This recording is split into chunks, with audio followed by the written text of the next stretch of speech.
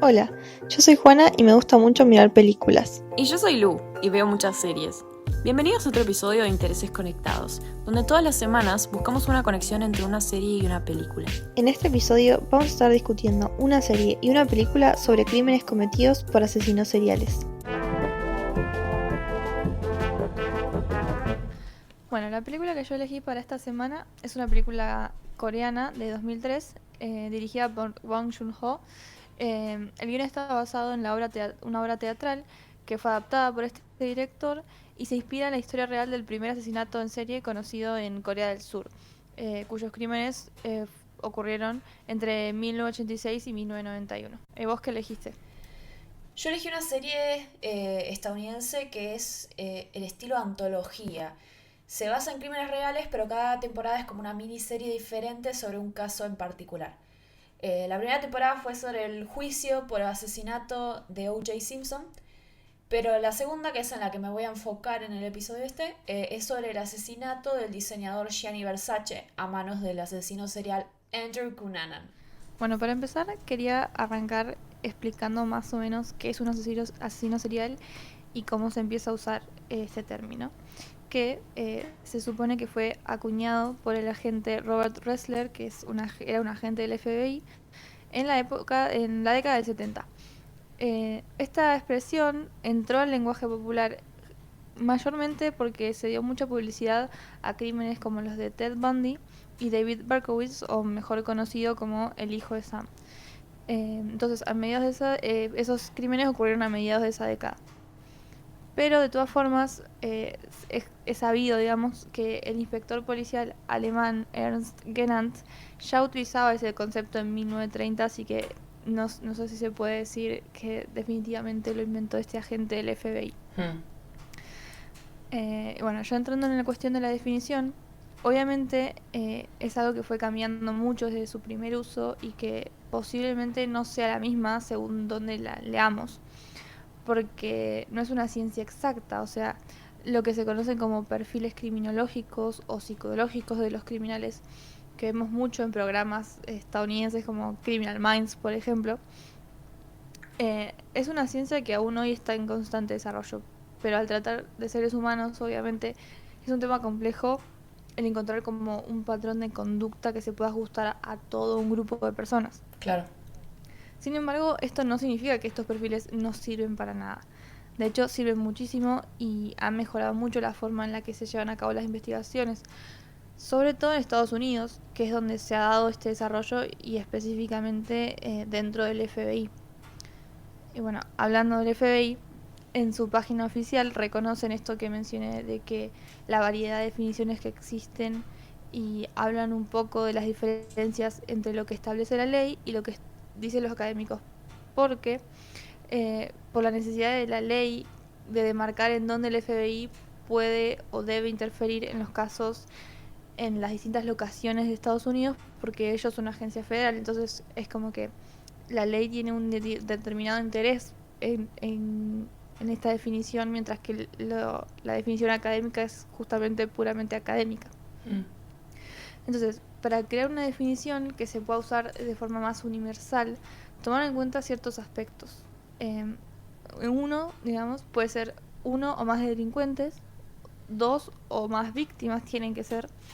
Los incidentes tienen que ocurrir en eventos separados y en distintos momentos, y esto es importante porque no hay que confundir asesino serial de lo que se conoce en inglés como mass shooter, que son los asesinos que matan en masa en un mismo momento, en un mismo lugar geográfico. Claro.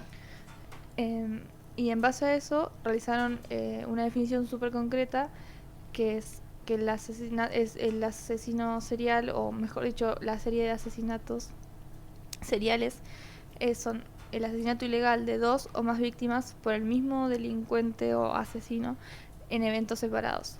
O sea, esa sería la definición oficial del FBI en este momento.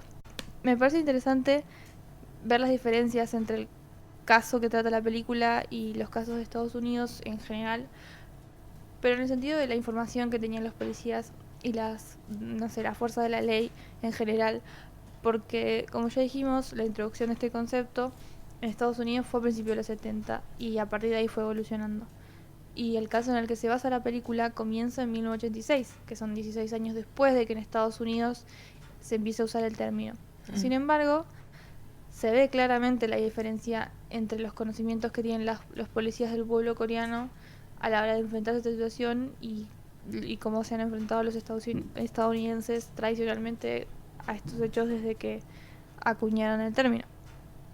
Y de hecho en un momento el policía del pueblo tiene una conversación con un detective de Seúl que se suma a la investigación y habla de Estados Unidos y mencionan incluso al FBI y cómo analizan mucho las cosas, hace alusión al tamaño del territorio y que por eso tienen que trabajar así.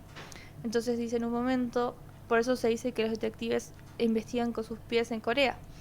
Y por una cuestión de rivalidad entre ellos dos le dice como un tipo listo como vos te podés ir a los malditos Estados Unidos y en vez de estar acá en Corea que hacen cosas distintas básicamente.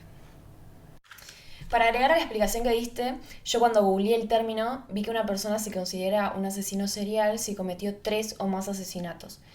Y bueno, en este caso, en el de la serie, que bueno, como ya dije, es un caso real, Andrew Cunanan fue un asesino serial porque se le atribuyen por lo menos 5 asesinatos en un plazo de 3 meses y todos en distintos lugares. Me voy a enfocar más que nada en el más conocido, que es el de Gianni Versace, por una cuestión de, primero de tiempo, porque todos son bastante particulares, pero además porque como es el más conocido no resulta tan sorprendente y en la serie está como bueno ver cómo llegó a cometer los otros. Okay. El 15 de julio de 1997, Versace estaba volviendo a su casa en Miami Beach después de comprar café y revistas, como hacía de costumbre, por si alguien no conoce la historia. Y cuando estaba subiendo las escaleras de la entrada de su casa, Cunanan le disparó 2 veces en la cabeza con un arma que ya había usado para 2 crímenes anteriores. Uh-huh. El tema es por qué, ¿no? Sí.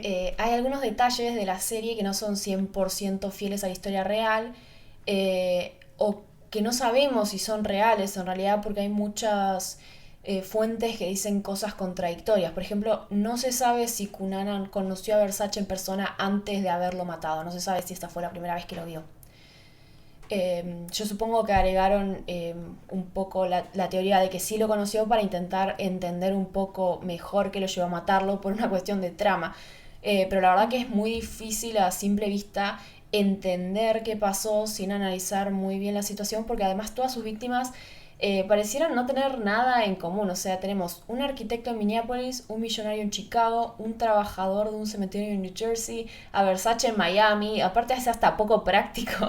Sí. Y lo peor es que la realidad es que Andrew era una persona bastante interesante. O sea, no es el típico perfil de asesino serial que se nos viene a la cabeza cuando pensamos en eso, ¿no? Sí.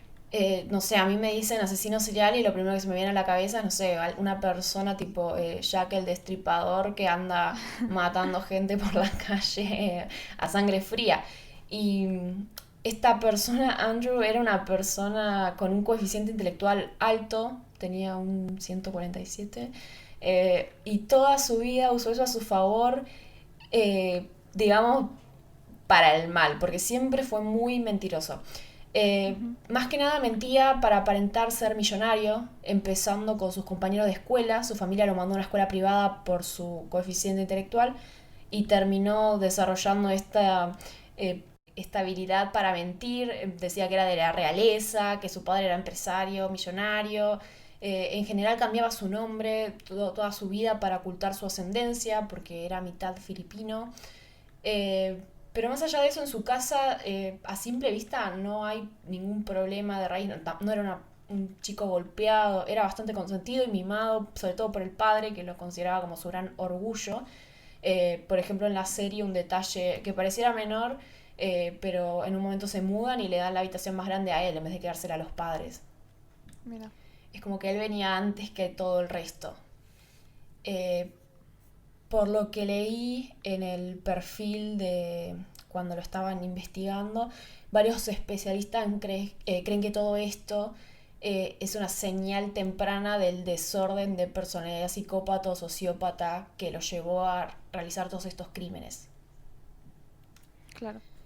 Pero bueno, a pesar de todo este historial, digamos, de inteligencia, no fue nunca a la universidad como uno esperaría, va, así fue, pero la dejó muy rápido. Y en vez de eso, desde 1989, o sea, cuando tenía 20 años, porque nació en el 69, empezó a hacerse amigo cercano de millonarios que pagaban por su estilo de vida acomodado. O sea, tenía sugar daddies. Eh, y al parecer era muy meticuloso. De vuelta, todo esto de su inteligencia la usaba para estudiar muy bien los intereses del blanco que tenía en la mira antes de acercársele a hablar, como para poder sorprenderlo con todo lo que sabía de lo que le gustaba. Claro. Es como que su meta, de vuelta, como en la escuela, era encajar en estos círculos de la clase alta. Sí. Y al parecer su comportamiento cambió bastante para mal, según todos sus amigos más cercanos, cuando la relación con el hombre con el que tenía una relación económica más firme, más sólida, se termina. Andrew se queda sin este ingreso y sin el acceso sobre todo a la gente con la que le gustaba juntarse. Y bueno, al parecer esto lo enloqueció entre comillas. Claro. Eh, Otra teoría que se tiene de por qué asesinó a estas personas, o digamos la teoría más fuerte, yo creo que la serie adhiere a esto y por lo que les estoy contando, yo creo que es fácil llegar a esta conclusión, es que lo que hizo fue porque quería hacerse famoso y esta era la forma más fácil sin tener plata. Un Una policía de forma Chicago, controversial. claro, una forma controversial, pero sin plata era como la única forma que se le ocurría de tener fama. Claro. Y un policía de Chicago que se llama Tom Cronin, que es experto en asesinos seriales al parecer, describía que para él probablemente después de los crímenes lo que le entusiasmara fuera ir a algún bar y ver en la tele si estaban apareciendo las noticias del crimen que acaba de cometer, como un entusiasmo por ver si había llegado su crimen a las noticias. Sí. Yo creo que puede ser, tiene sentido. Sí, no sería el primer asesino serial que basa mucho sus crímenes en justamente la repercusión que tienen en los medios y en la sociedad. Claro, es el reconocimiento a toda costa. Sí. Bueno, al contrario de lo que vos dijiste, que pareciera ser como, no sé, no es tan obvia lo que uno piensa sobre un asesino serial con lo que vos dijiste, como que uno piensa en que es como todas las víctimas tienen un cierto perfil, cumplen los mismos métodos, el mismo modus operandi, digamos. Uh-huh. Bueno, por eso, según lo que vos dijiste, no sería tu caso, pero en el caso de la película que yo elegí, es básicamente ese tipo estereotípico de asesino serial. Claro. Porque, bueno, la película se basa en el caso del asesino de el nombre del pueblo, que no pienso pronunciar porque está en coreano, que violó y después mató entre 1986 y 1991 a 10 mujeres de entre 13 y 71 años, Uh-huh. aunque la mayoría rondaba la veintena. Lo que hacía este hombre era merodear, digamos, a los alrededores de la provincia, y que era una provincia como muy campesina y poco poblada, y atrapaba a sus víctimas, digamos, mientras volvían a sus casas en horarios de la tarde o tarde tirando noche, digamos.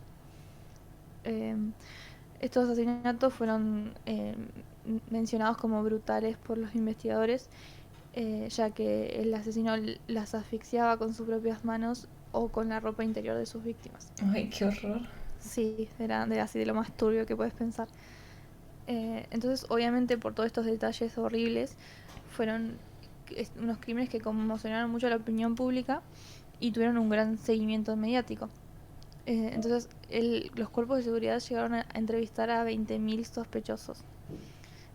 Y se dice, no se sabe exactamente, pero que se gastaron 2 millones de jornadas de trabajo policial. Wow. Lo que convierte a este caso, que además está, o sea, está irresuelto técnicamente, después voy a explicar bien por qué, en la mayor operación policial de la historia del país de Corea del Sur. Y bueno, creo que también esta cuestión de que sea como una novedad fue lo que hizo que fuera algo conmocionante para tanto la opinión pública como los medios. Claro. Entonces, como ya mencioné antes, este caso es conocido como el primer caso de un asesino serial registrado en Corea del Sur. Y remarco registrado porque es muy posible que haya habido antes, pero que nunca se unieron los casos entre sí. Entonces, también como ya mencioné, se nota mucho la falta de experiencia y de los conocimientos necesarios en el caso de la policía de este pueblo, porque por ejemplo cuando muestran las escenas del crimen se ve como son abordadas de forma desastrosa. No había procedimientos, no se respetan protocolos, además de que los métodos de interrogación eran muy dudosos, ya que empujaban a los sospechosos a decir básicamente lo que ellos querían escuchar. Y también había un pésimo manejo de la evidencia e incluso hasta falsificación de evidencia. Entonces, identificar los motivos de los asesinos seriales puede ser una tarea muy complicada porque normalmente no hay un solo motivo o incluso puede cambiar en cada uno de los asesinatos. O sea, normalmente se asocia un asesino serial con una motivación sexual, o al menos es alguna idea común que se tiene. O sea, es como que conductas sexuales, que obviamente son abusivas, se vean en los asesinatos cometidos, pero esto no es la norma. O sea, no es parte decisiva para la consideración de un asesino como asesino serial. Pero en el caso de la película, como ya dije, esto sí es parte importante del mismo, ya que el asesino, como dije, violaba a sus víctimas antes de asesinarlas. Y también se observa en la forma en la que asesinaba a sus víctimas y cómo dejaba la escena del crimen. Entonces es muy común de los asesinos seriales repetir determinados patrones que de alguna forma ayudan a las fuerzas policiales a identificar los casos como conectados entre sí. Y bueno, como muestra la película, el caso no fue resuelto en su momento.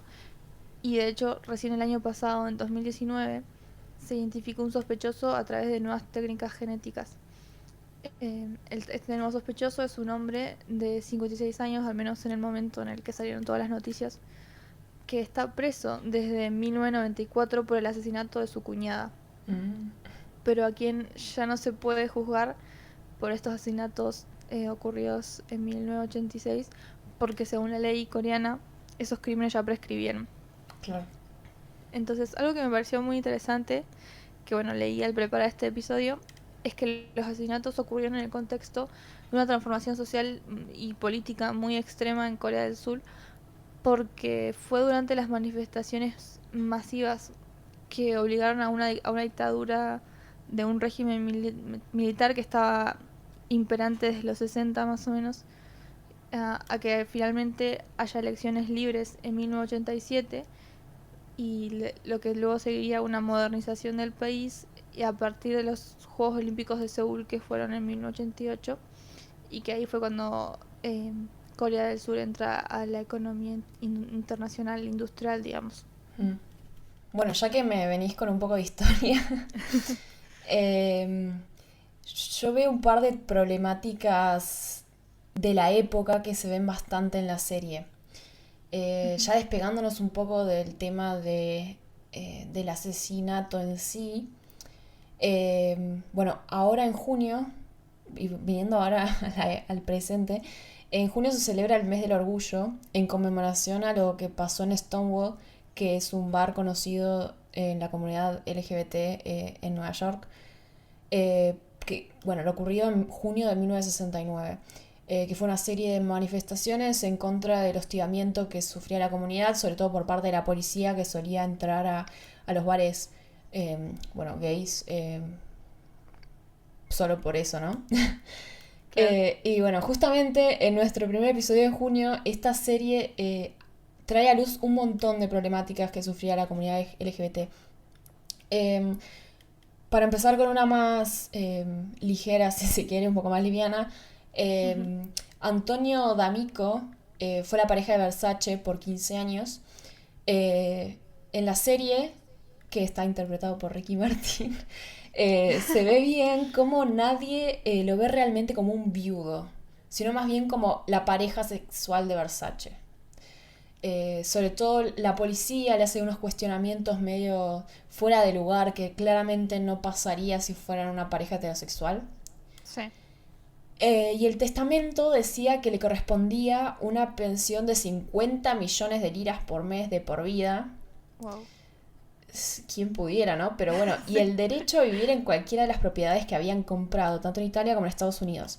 Pero como todo esto estaba a nombre de la compañía, la familia directamente se negó, le dieron una fracción de esa pensión y el derecho a las propiedades fue como bastante más restringido. Creo que es más, hace poco Antonio directamente se quedó con una de las casas y las otras las cedió porque ya estaba cansado de toda la situación. Pero me parecía importante traer esto a colación porque por casos similares fue tan importante la ley del matrimonio igualitario, ¿no? Porque más allá de si, tipo, si sirve o no casarse o no, es una forma de legitimar ante la ley y por ahí hasta frente a la sociedad, como un caso como esta situación con la policía, la existencia de la pareja, ¿no? Claro.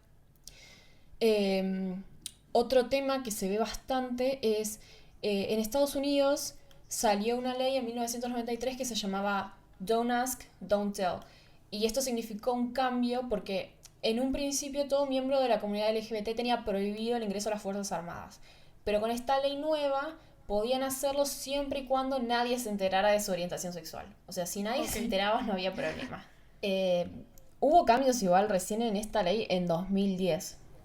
Sí, me imagino que las Fuerzas Armadas no serán el lugar más gay friendly. No, obvio que no. Y en el momento en el que está basada la serie Menos, que es a fines de los 90, y podemos ver cómo esto afecta a algunos de los personajes.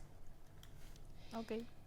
Me parece importante esto también porque es bastante curioso, sobre todo, no sé, para mí como una persona de Argentina que por ahí ni siquiera piensa en este tipo de problemáticas. Es verdad. Porque no tenemos tan presentes las Fuerzas Armadas en la vida cotidiana, ¿no? Sí. Y bueno, otro tema más triste por ahí es,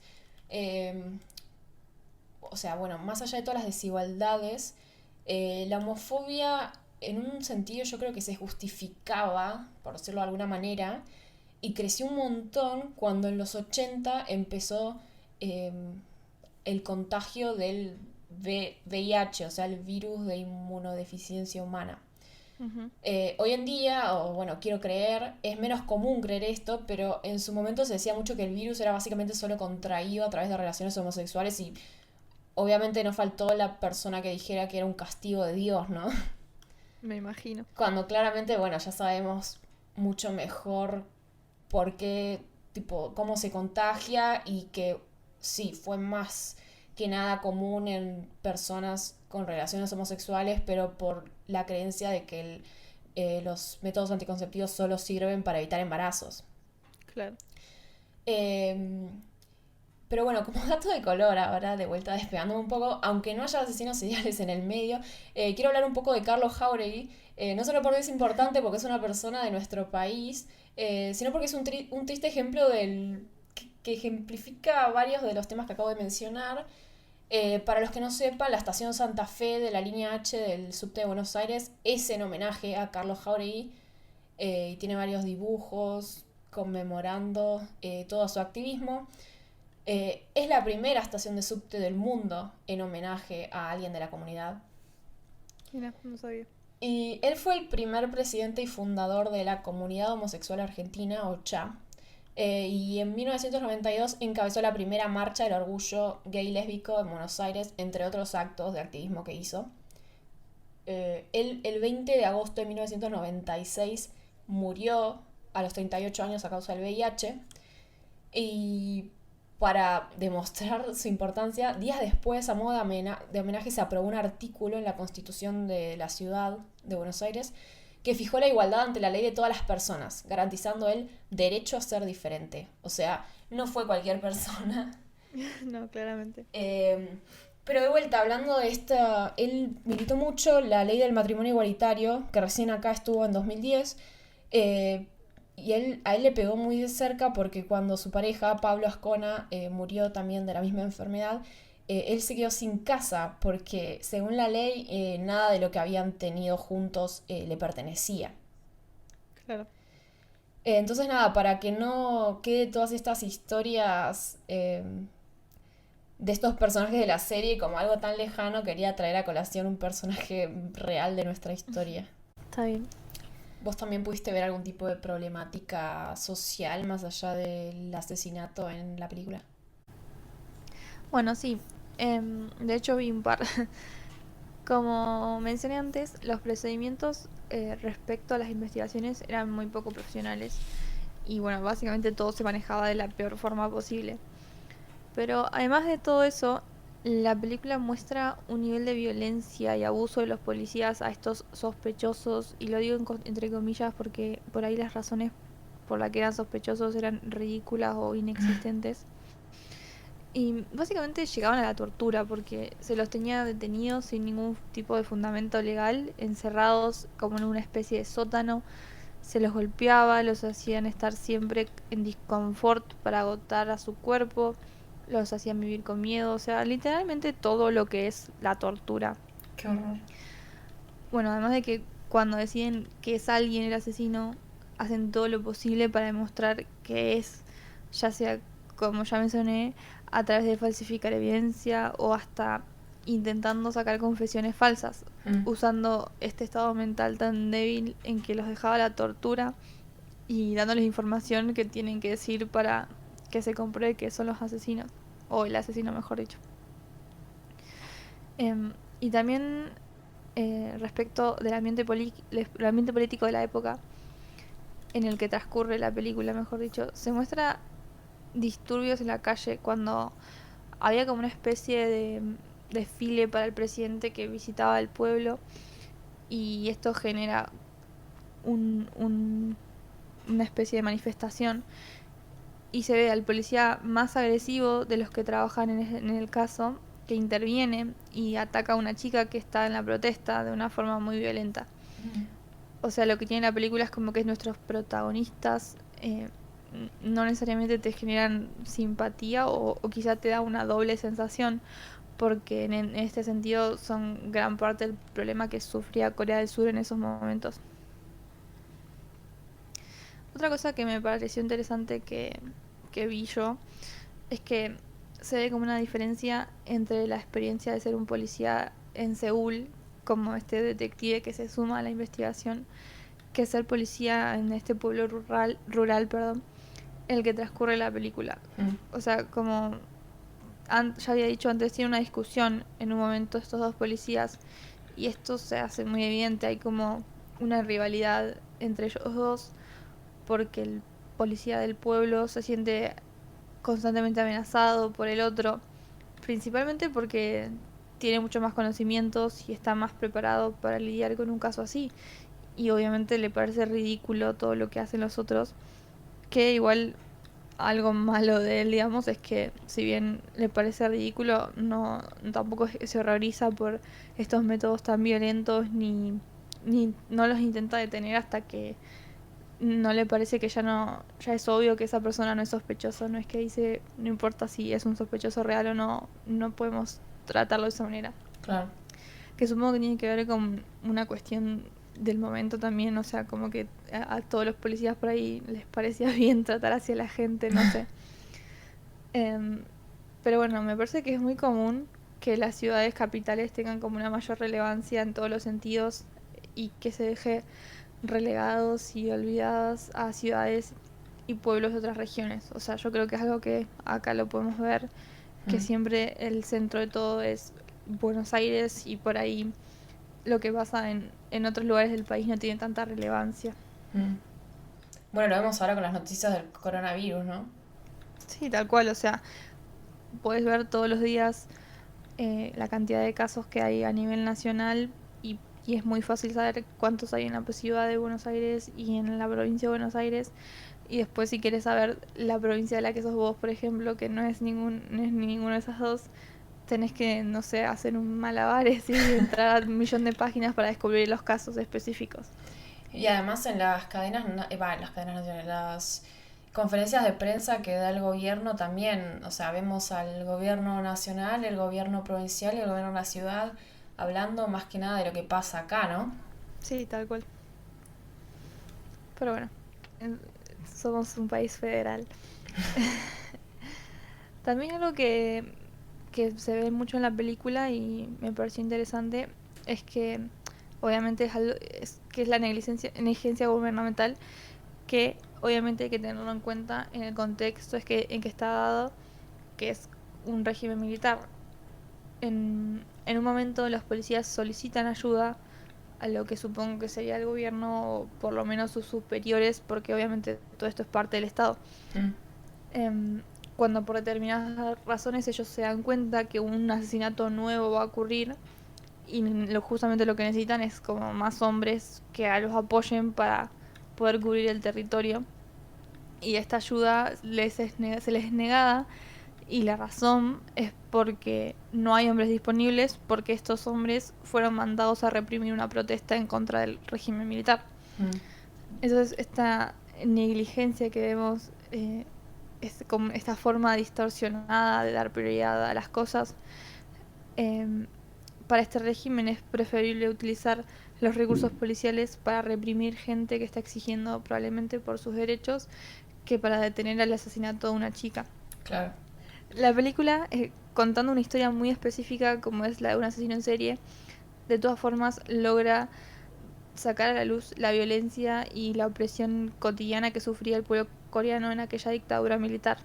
Está bueno, ¿no? Porque la película y la serie en realidad se están enfocando en estos casos de asesinatos, de asesinos seriales, pero a la vez vemos en el fondo cómo están dejando a la luz todas estas problemáticas sociales de la época, ¿no? Algo que por ahí no es necesario para la trama, pero le aporta un poco más de, hasta mucho más como riqueza, ¿no? Sí, para mí la verdad está buenísimo. Como vos decís, me parece que le da mayor profundidad, ya sea una película o una serie, porque además las cosas que pasan en un determinados contextos, y por ahí en otras cuestiones que están basadas en hechos específicos no se le da tanto enfoque justamente a lo que está pasando alrededor de todo eso. Y además me parece que, por ejemplo, en el caso de la película y la cuestión de la violencia policial, es un tema que claramente está muy vigente, o sea, hoy en día literalmente en esta semana, por lo que todos sabemos que ha estado pasando en Estados Unidos, y no solamente en Estados Unidos, sino también en nuestro propio país, que es algo que viene pasando hace muchísimo tiempo y nadie le presta la atención suficiente. Más allá de estas problemáticas sociales y esta mini clase de historia de Corea del Sur, ¿qué te pareció la película en sí? O sea, ¿la volverías a ver? ¿La recomendarías? Sí, a mí la película me gustó mucho, la volvería a ver y también la recomiendo. Eh, o sea, me parece está muy bueno que Parasite haya logrado ganar el Oscar, porque te abre la puerta a ver cosas que por ahí nunca se te hubiese ocurrido ver antes, y de hecho fue así porque vi esta película porque me gustó Parasite y quería ver las otras cosas que había hecho este director. Nuestro colega. Sí, nuestro colega sociólogo coreano.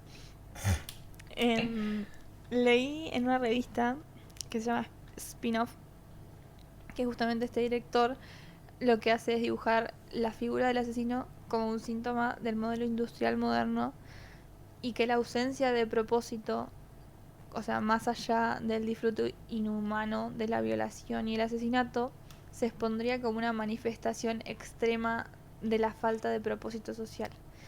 Y me parece que es una mirada muy interesante para darle a la película, porque es una forma de ver desde un punto más sociológico el caso de un asesino serial, que normalmente se lo piensa desde una mirada psicológica o criminológica, y se asume que las razones de ser, de por qué un asesino serial existe, son puramente individuales.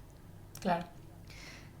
También me gusta mucho cómo muestra las críticas sociales, más allá del caso del asesino específicamente.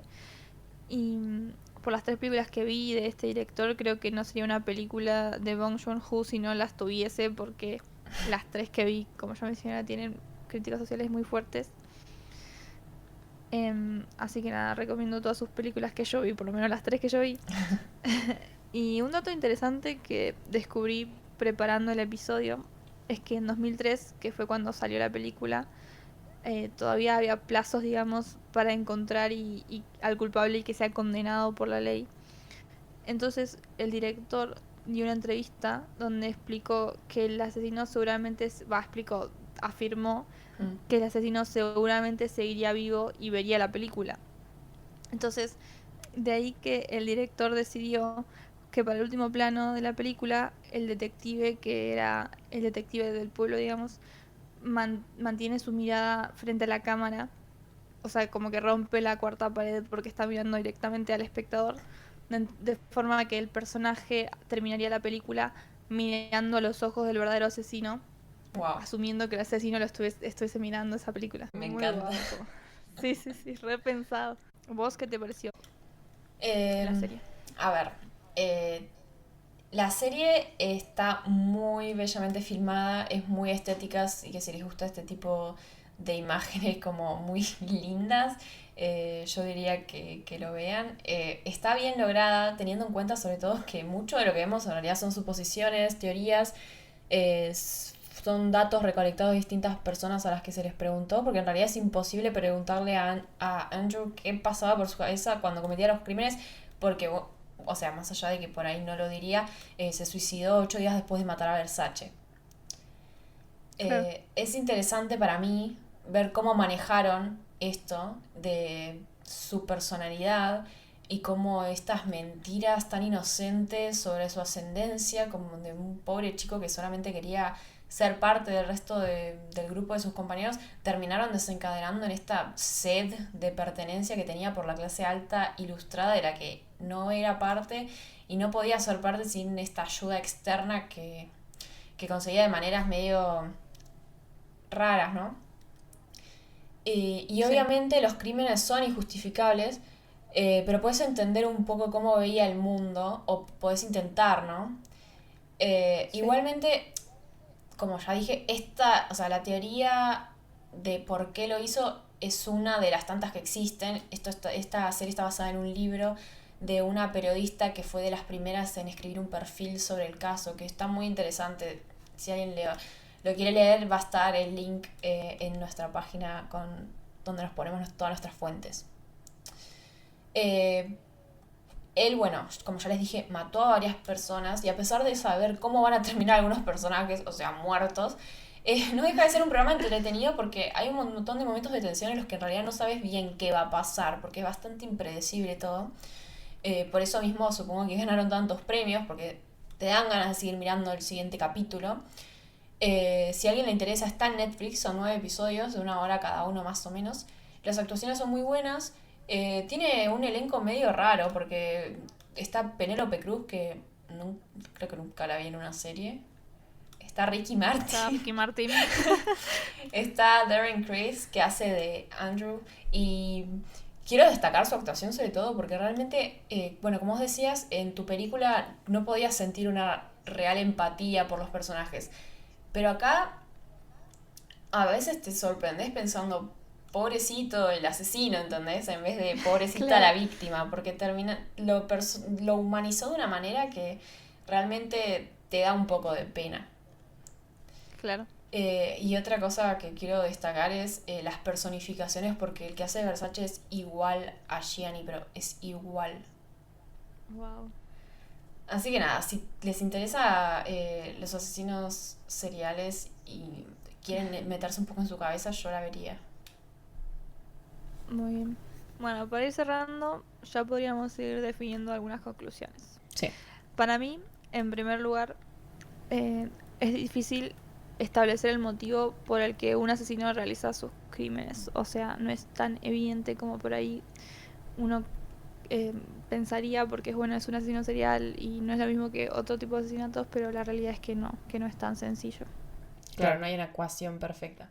Exacto. Bueno, en ese sentido también me parece que hay que recordar que no todos los asesinos son monstruos, pueden ser personas como las que vemos todos los días en nuestra vida cotidiana, como por ejemplo este chico que parecía una persona súper normal, que tenía un coeficiente intelectual altísimo y que iba a ir a la universidad y ser un intelectual y bueno, no pasó nada de eso. Exactamente. Y bueno, y por último, para mí, la tercera tendría que ser que la razón de ser de los asesinos, ya sean seriales o no, puede ser vista desde un punto sociológico, o sea, no solamente como una cuestión psicológica individual de de cada persona, sino que puede estar basado en un contexto social determinado. Esto es todo por esta semana. Esperamos que les haya gustado. No se olviden de seguirnos en Twitter, @interesesconnect. Intereses CONECT. Y suscribirse en la plataforma donde nos estén escuchando. Spotify, Apple Podcast o YouTube. Hasta la semana que viene.